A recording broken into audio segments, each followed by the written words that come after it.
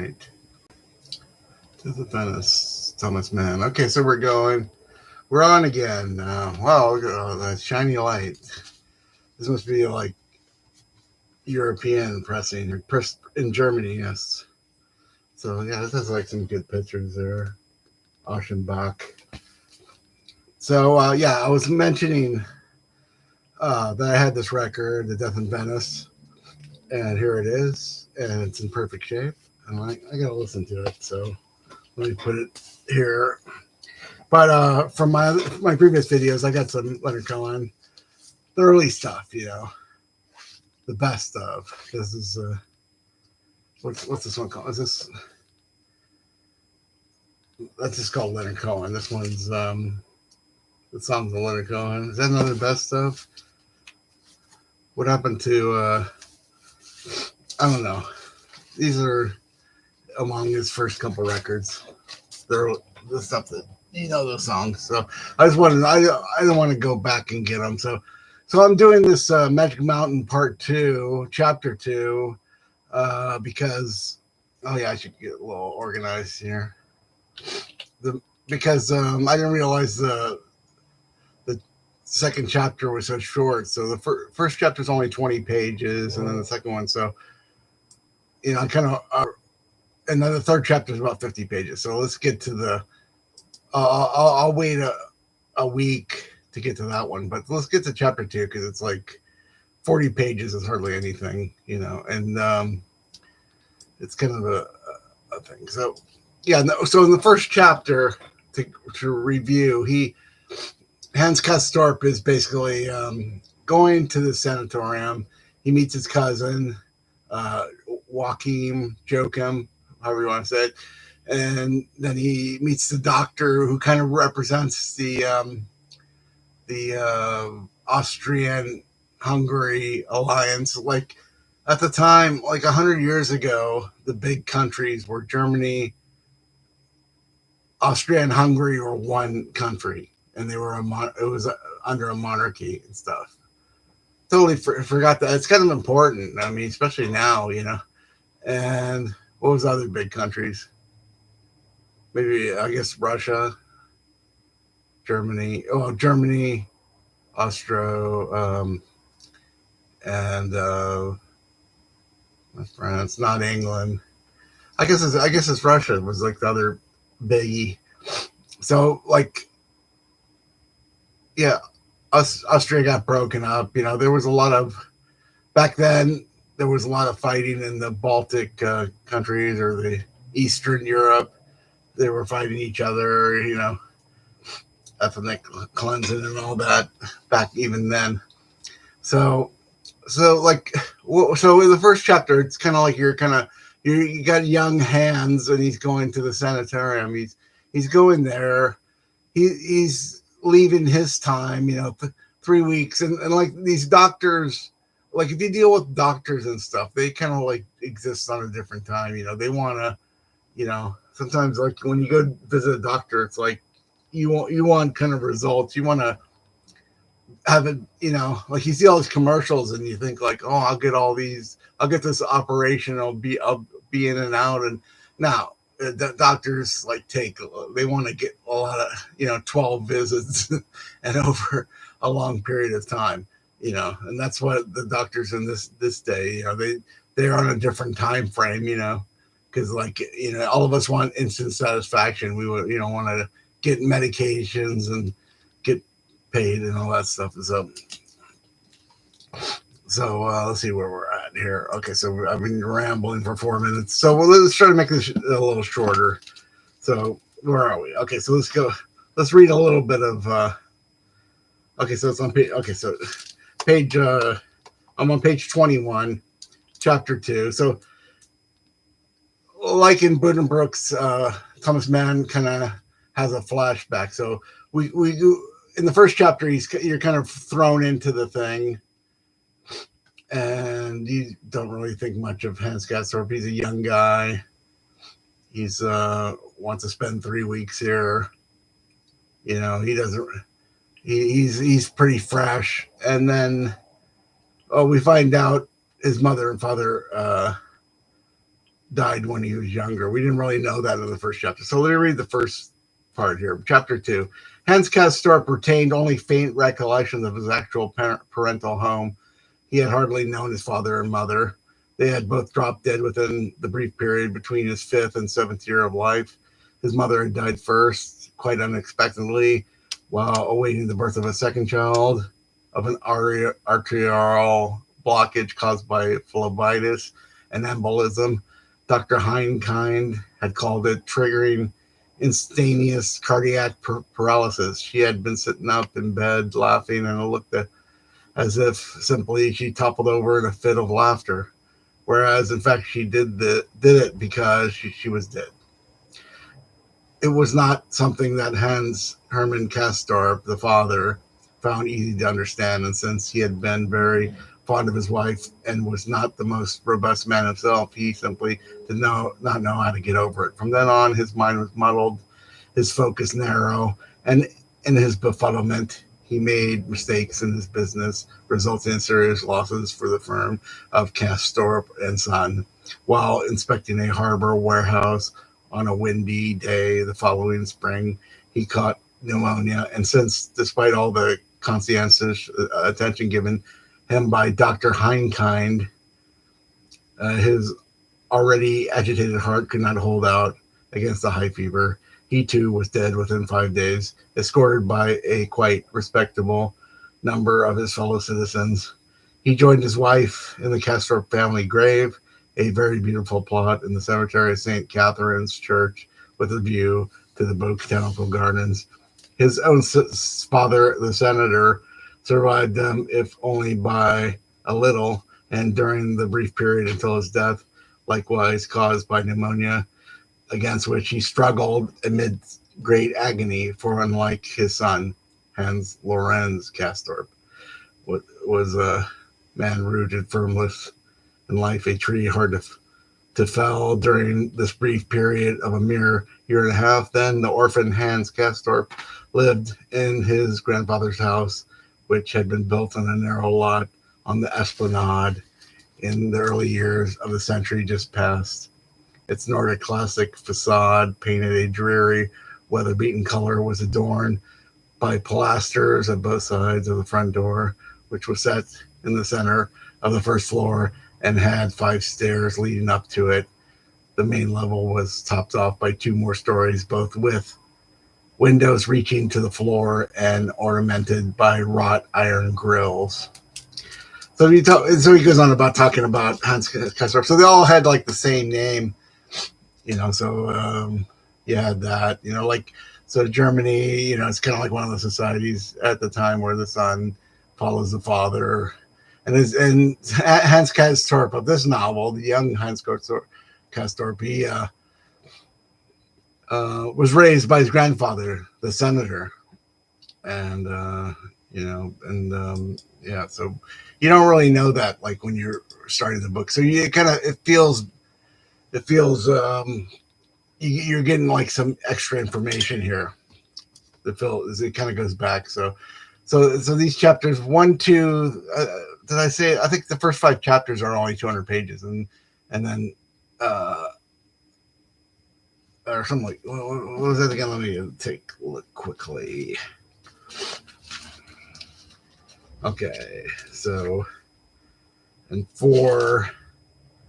Yeah. Okay, so 4.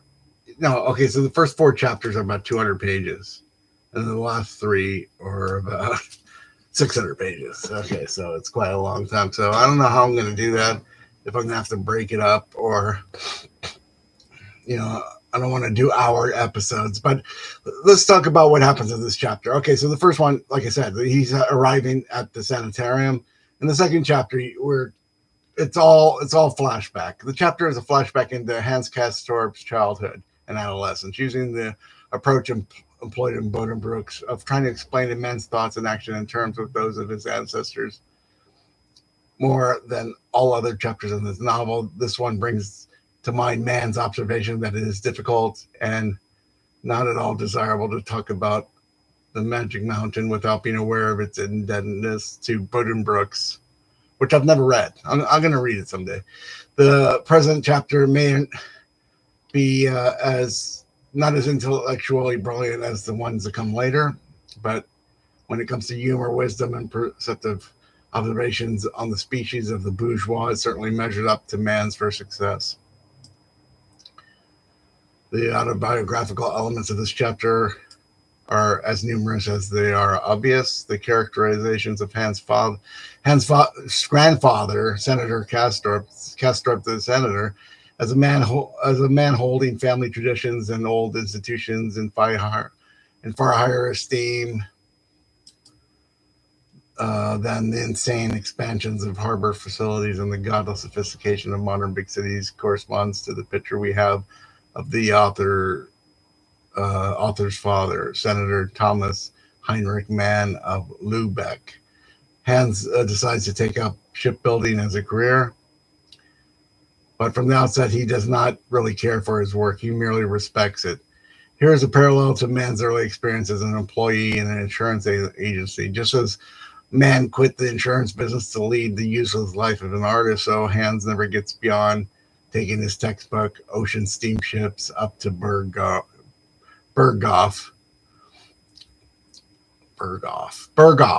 Okay, so I'm saying it. I don't know. I'll say it Berghoff from now on. So it's like a berg, and then there's a off. I don't know what that means. Like a is that like a little? Is a little berg where he forgets about it. He has this book that I mentioned the first, and it's just there. He kind of it's just about his work, which doesn't really.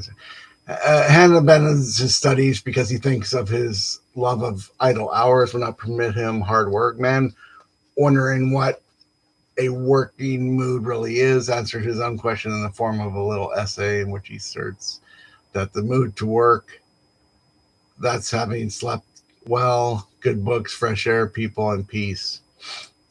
As the narrator points out, however, there is also a deeper reason for Hans Castorp's dissatisfaction with his envisioned profession, and it is not exaggerating to see as his credo through the novel.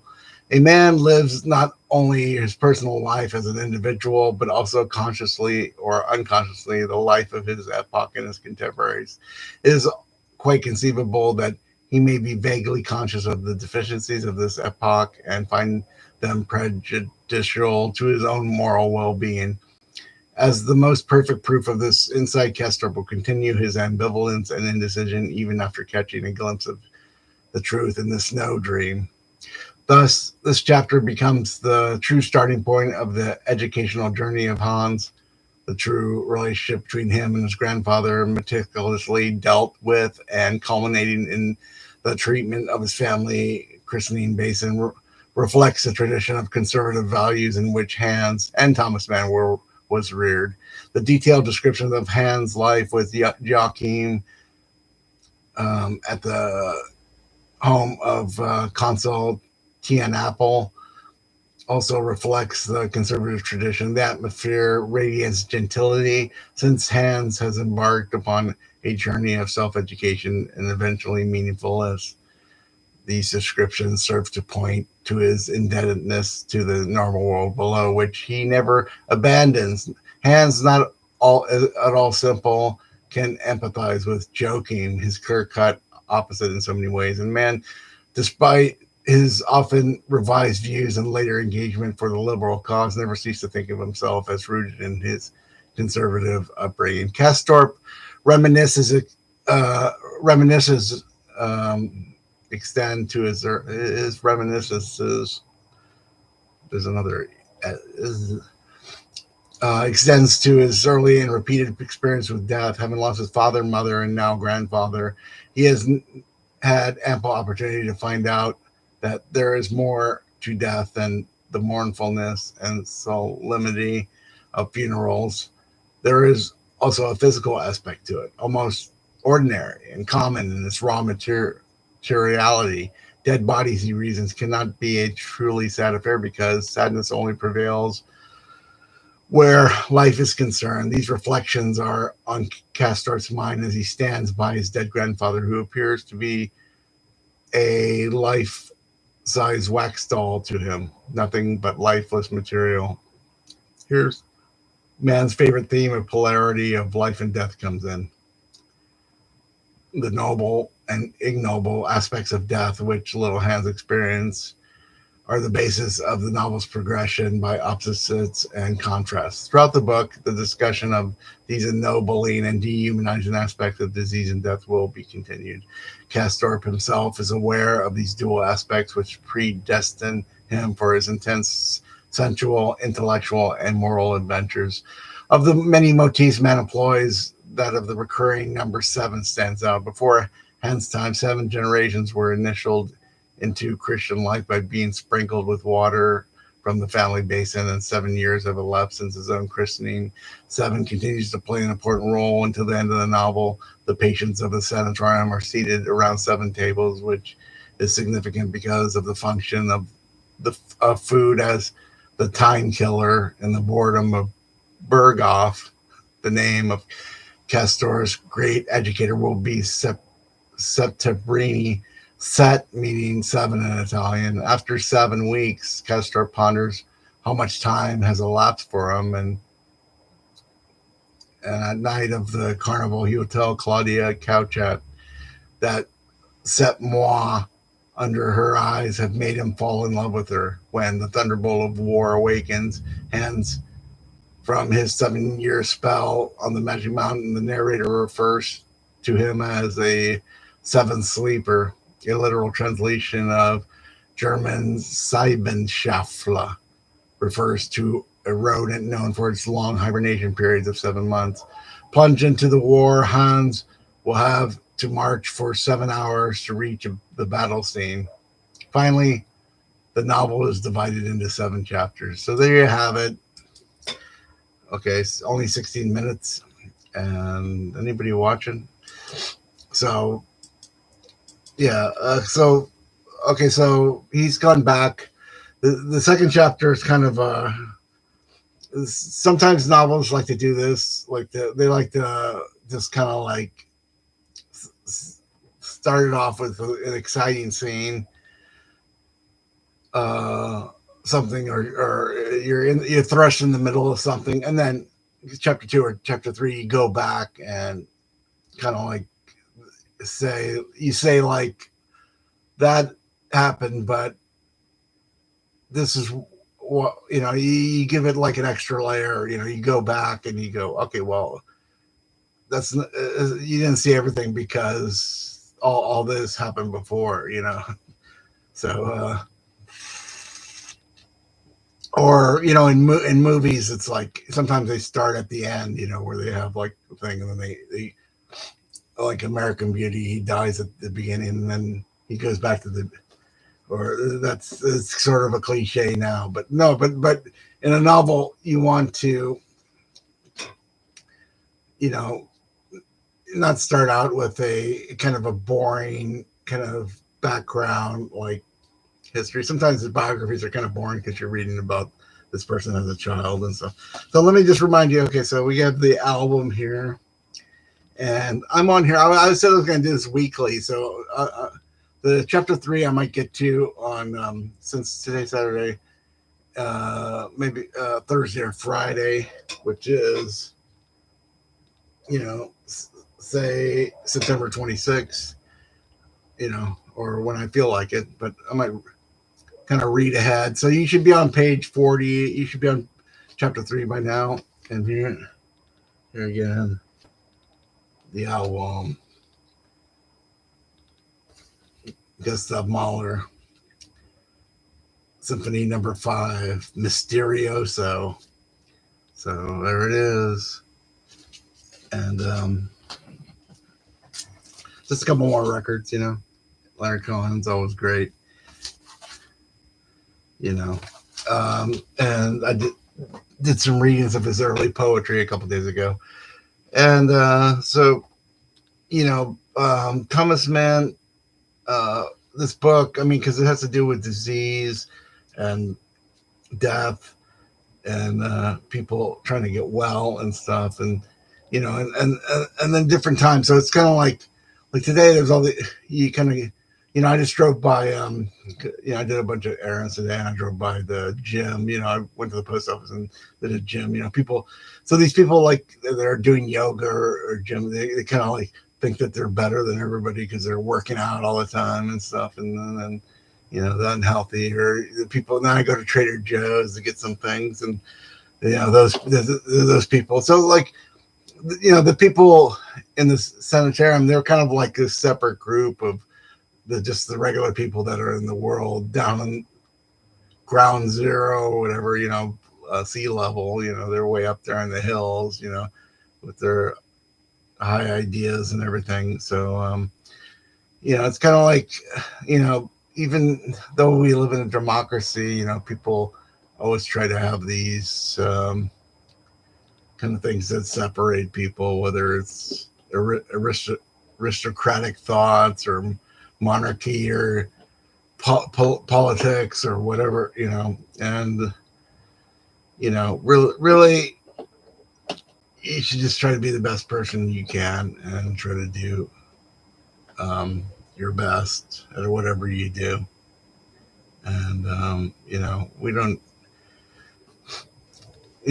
we don't need more bands, more poets. Probably we need a lot more plumbers and nurses and money for Social Security. Okay, so that's enough for today. The Magic Mountain is definitely an important book. It's the second book that I kind of went to in depth here, and I'm reading a little bit of it, and I'm reading the John E. Woods translation. I'll try to figure out which one. This is Everyman Library. I'll try to figure out which one I read before. I read it twice, the same book.